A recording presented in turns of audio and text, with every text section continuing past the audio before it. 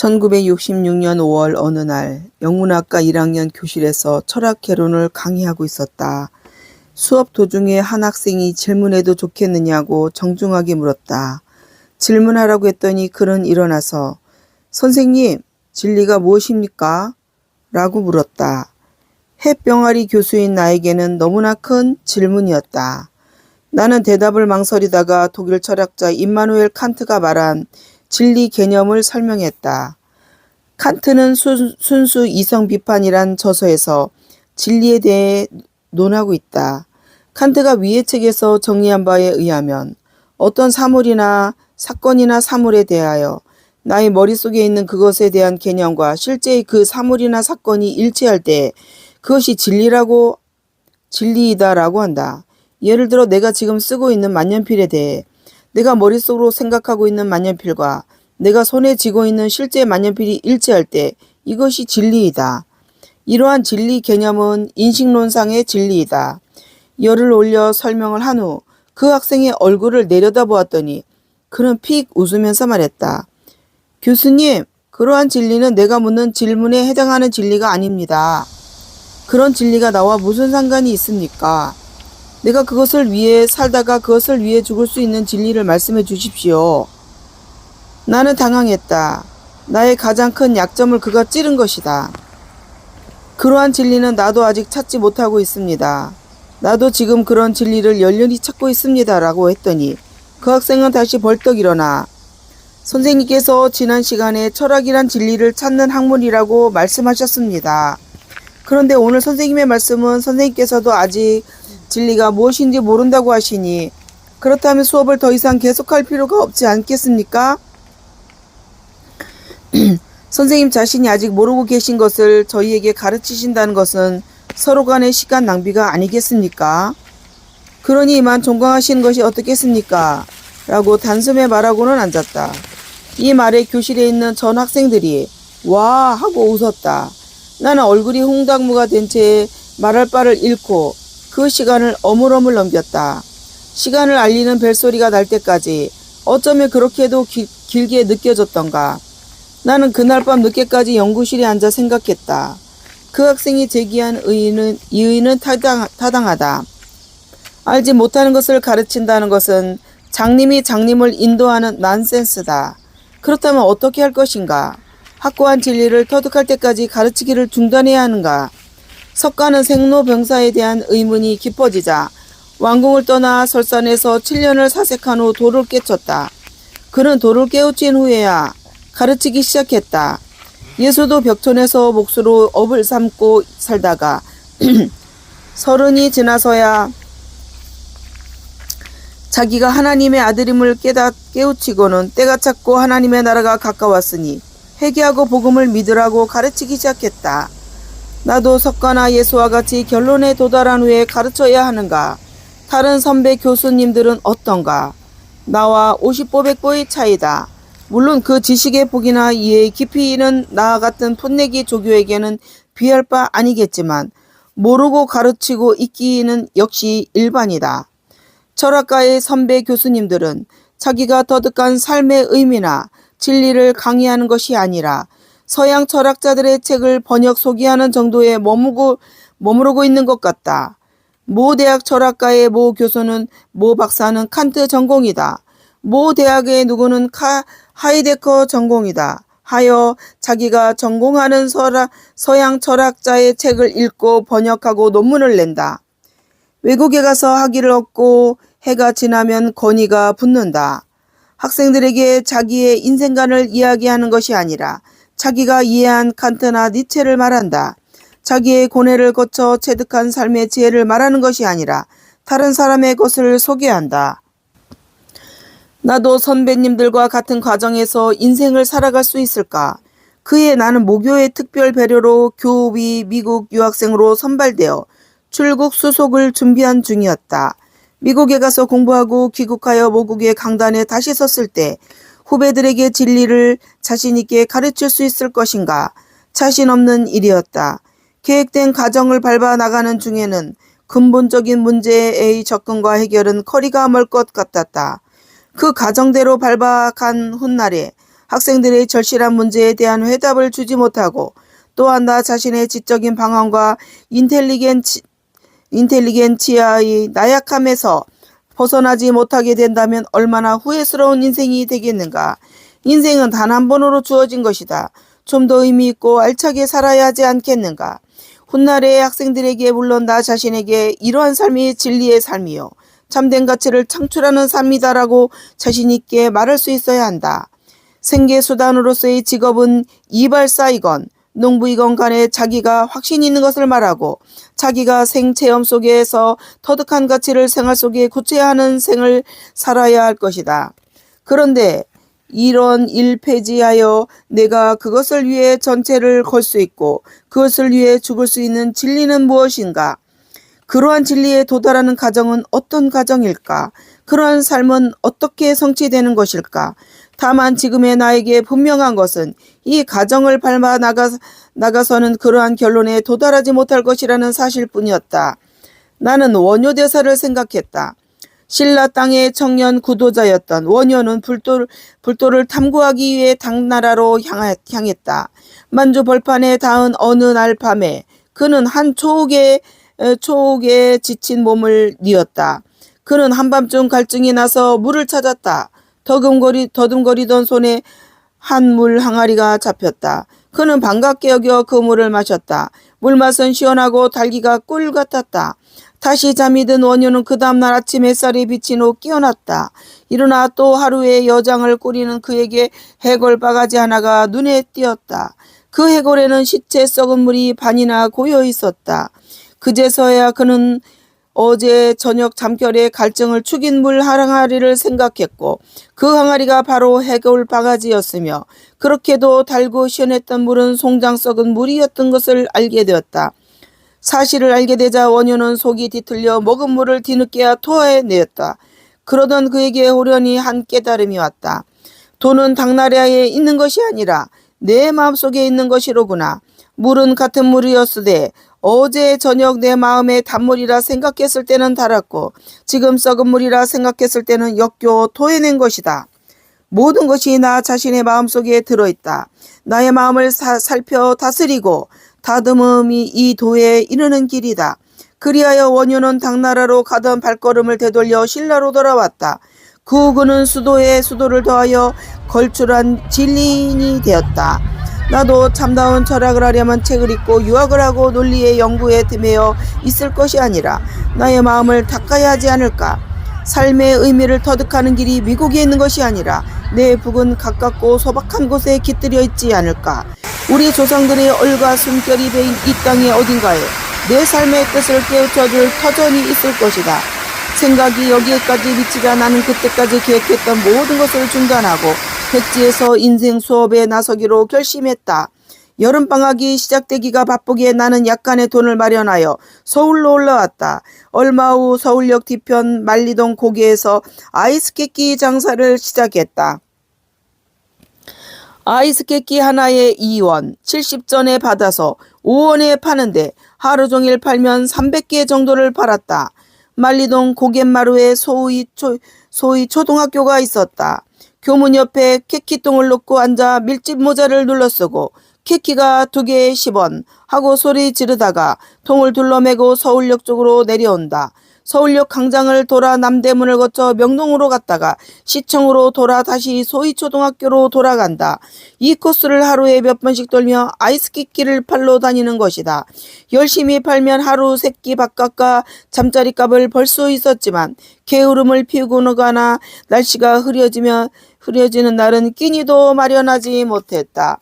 소위 초등학교 담벼락 그늘을 의지하고 앉아 있노라면 온갖 행상인들이 만리동 고개에 가파른 고갯길을 오고 가며 생명을 부지하려 애쓰는 것을 볼 수 있었다. 나는 지나가는 행상인들을 불러 아이스키 하나씩을 주고 그들에게 쉬었다 가라고 권했다.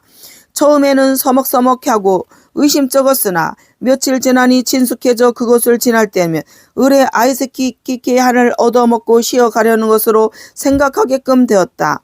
나는 그들이 쉬는 동안에 이런저런 이야기를 나누는 것을 낙을 삼았다. 당시에 초등학교에는 급식방이라는 것이 있었다. 학교에서 매일 아이들에게 빵 1개씩을 지급했는데 아이들은 강냉이와 밀가루를 섞어 만든 빵이 맛이 없다 하여 즐기지 않았다. 어느 날 아이들이 나에게 와서 빵과 아이스크림을 바꾸어 먹자고 제안했다.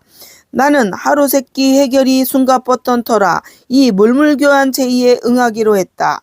빵 하나에 아이스크림 2개씩 교환이 성립되었다.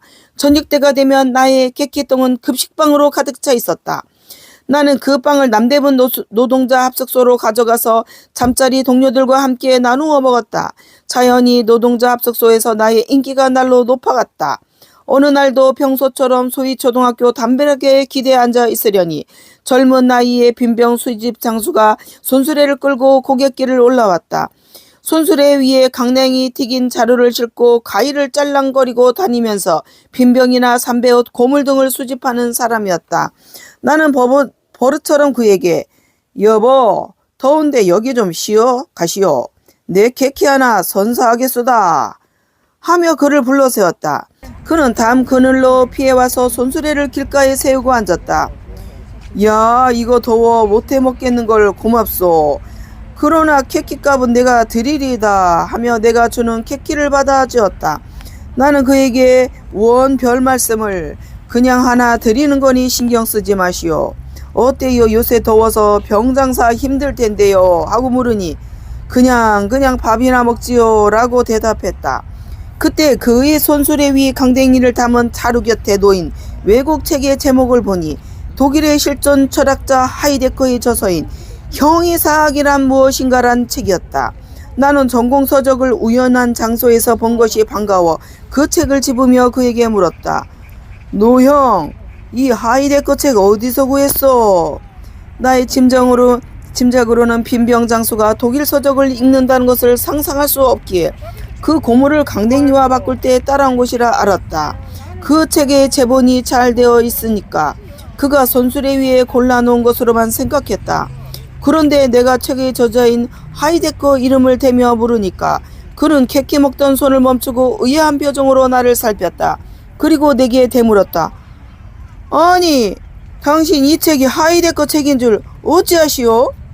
그때 나의 케키통 위에 영국의 철학자 버들란트 러셀이 쓴 철학이란 무엇인가란 책이 놓여 있었다.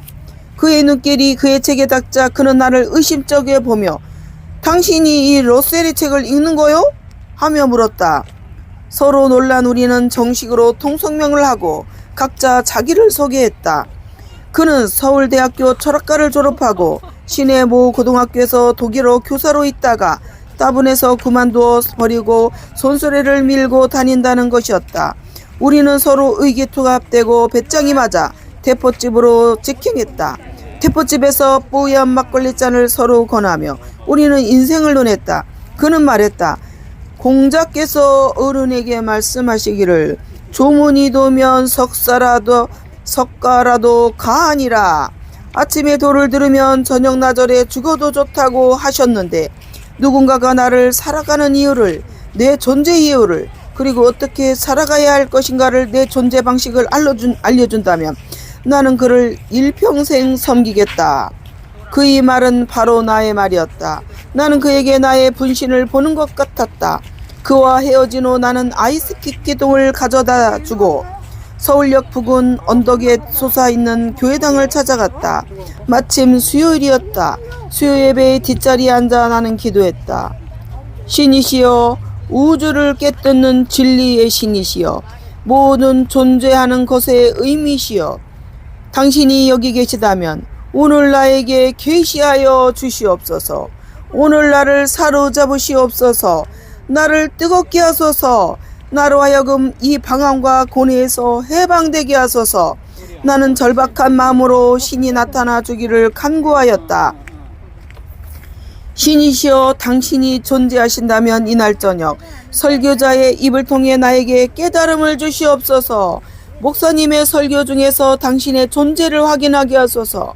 당신의 계심이 확인만 된다면 나는 일생에 당신의 종으로 살겠나이다. 정성을 기울여 기도하고 목사님의 설교를 기다렸다. 그러나 그날 저녁 목사님의 설교는 방황하는 영혼의 신을 만나기에는 너무나 거리가 먼 내용이었다. 그 교회는 석조 건물의 교회당을 증축 중이었다. 그래서 목사님 설교의 요지는 교회당 건축에 소요되는 예산의 부족분에 대한 교유들의 헌금을 촉구하는 설교였다. 설교자는 유창한 음성으로 제스처를 구하며 성도들이 성전 건축에 몸과 마음을 바쳐야 한다고 역설하였다. 기다리던 신의 계시는 아무 낌새 없고 하품만 나왔다. 나는 실망하여 돌아오는 길로 유명한 서종 3을 찾아갔다. 서울 종로 3가 뒷골목에는 이름난 장려촌이 있어 그곳 이름을 줄여서 서종 3이라고 부르던 때였다. 피카디리 극장 뒷골목으로 접어드니 요란스레 화장한 섹시들이 손님을 끌고 있었다. 한 아가씨가 나의 발장을 끼며 놀다 갔어요 하고 따라붙었다. 나는 그녀가 이끄는 대로 따라 들어갔다. 그녀는 골방으로 나를 데려가더니 세워둔 채로 애교를 떨며 물었다. 긴 밤으로 하겠어요? 쇼타임으로 하겠어요? 긴 밤은 무엇이며 쇼타임은 무엇이냐? 아저씨, 괜히 쫓아처럼 시침 떼지 마세요. 이런데 많이 다녀보신 분 같은데. 그녀는 무던히도 못난 얼굴에 눈을 살짝 흘기며 큐태를 부렸다. 내가 멍청이 서 있기만 하자 그녀는 아저씨, 쇼타임은 잠깐 볼 일만 보고 가시는 거고요. 긴 밤은 주무시는 거예요 하고 알려주었다. 아저씨, 긴 밤으로 하세요. 내가 서비스 잘 해드릴게요 하며 두 손가락으로 옷자락을 잡더니 밤에 키스를 하려고 덤볐다. 내가 몸을 틀며 긴 밤으로 하면 돈이 얼마 드느냐고 물으니 3,000원만 달라고 했다. 아이 새끼 끼끼 장사 미천과 비상금을 털어 2,200원을 주었다. 허둥지둥 싱겁게 끝나버렸다. 그녀는 팬티를 끌어올리며 맹물이구만 하고 조사하는 듯한 표정을 지었다. 불결감이 쌓이고 가슴이 울렁거리며 속이 메스꺼려 토할 것만 같았다. 아가씨에게 다른 방을 가서 자줄 수 없느냐고 물었다. 그녀는 동그래진 눈을 하면서 왜 내가 싫으세요? 라고 물었다.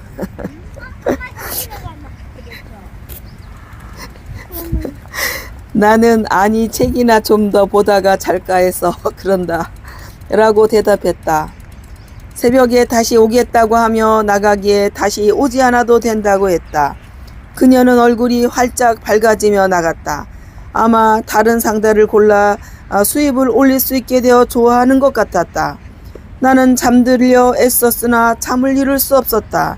옆방에서 들리는 원세금들이 귀를 괴롭혔다. 인간이란 동물의 혐오감이 일어났다. 여자와 잔다는 것, 그 갈망에 비해 결과는 너무나 무참하지 않은가.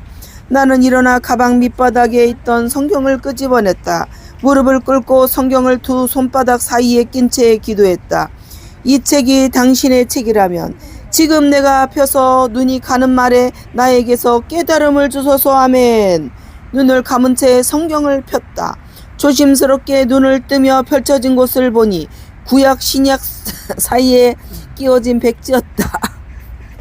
백지를 보고 진리를 깨달을 수 없는 것이어서 다시 접었다 펴니 제사장 임멜의 아들 바스올은 여호와의 집 유사장이라 그가 에레미야 20장 1절 뜻모를 말이었다. 다시 성경을 덮고 세 번째를 폈더니 각 사람 위에 있는 권세들에게 굴복하라. 권세는 하나님께로 나지 않음이 없나니 로마서 13장 1절 실망하고 성경을 집어넣어 버렸다. 새우잠을 자다가 새벽녘에 그 골목을 빠져나왔다. 아침을 굶은 채 아이스키키 집으로 갔다. 키키통을 가지고 나올 때 맡겨야 되는 보증금을 어제 저녁 서종 3시 대기에서 소비해버린지라 가방을 맡기고 아이스키키를 받았다. 다시 만리동 고개 위 소위 초등학교 담 그늘에 앉았다.